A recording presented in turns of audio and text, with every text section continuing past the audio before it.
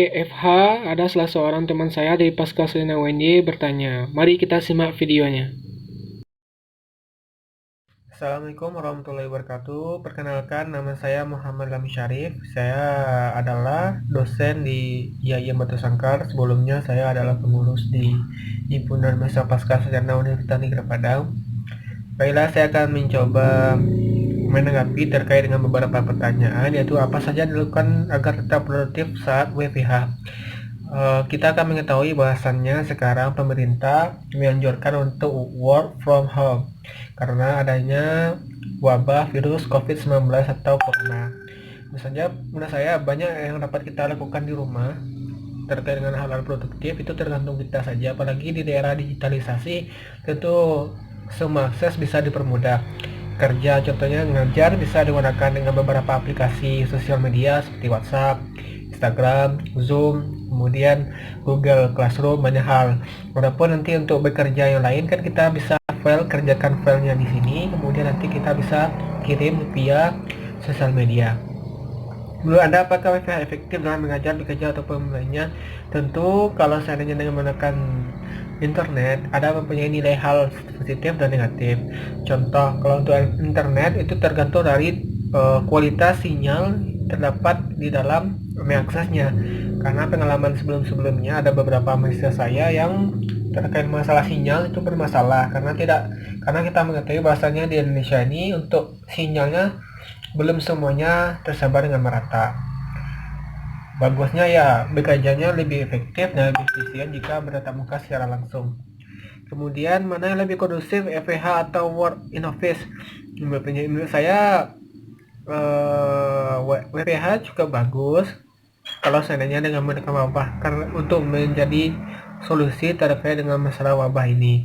Kalau work in office bagusnya juga bagus juga, cuma mempunyai nilai positif dan nilai negatif di dalam bekerjanya. Kalau saya di dalam WFH ini tentu menggunakan sinyal, kemudian aksesnya terbatas karena tidak bisa tetap muka, karena ada beberapa pesan-pesan perkataan yang harus kita lakukan yang harus bertatap muka.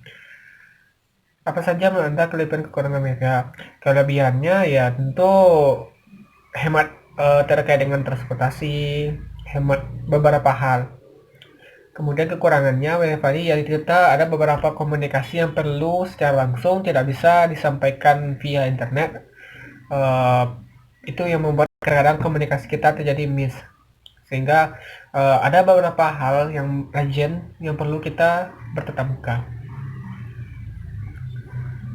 Jika WFH diterapkan di masa yang mendatang dengan bulan mengatakan setuju setelah alasannya. Ya, menurut saya setuju saja karena dengan adanya work from home ini kita bisa mengakses dan berteman dengan orang seluruh dunia.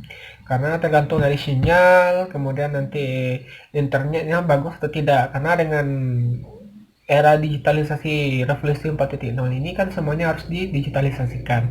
Jadi kita bukanlah bekerja secara konvensional saja, tetapi sudah menggunakan teknologi.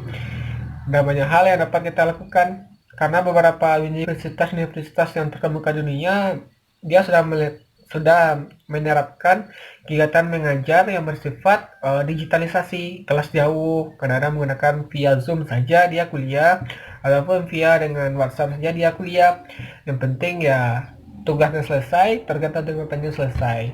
Banyak kok beberapa kampus yang sudah melaksanakan kegiatannya perkuliahannya dengan menggunakan digitalisasi karena beberapa hal yang dapat dihematkan, hemat biaya, transportasi, tempat tinggal, pokoknya kehidupan orang yang kan kalau seandainya mau kuliah ke Amerika ataupun mau kuliah ke luar negeri, tentu dia harus pindah.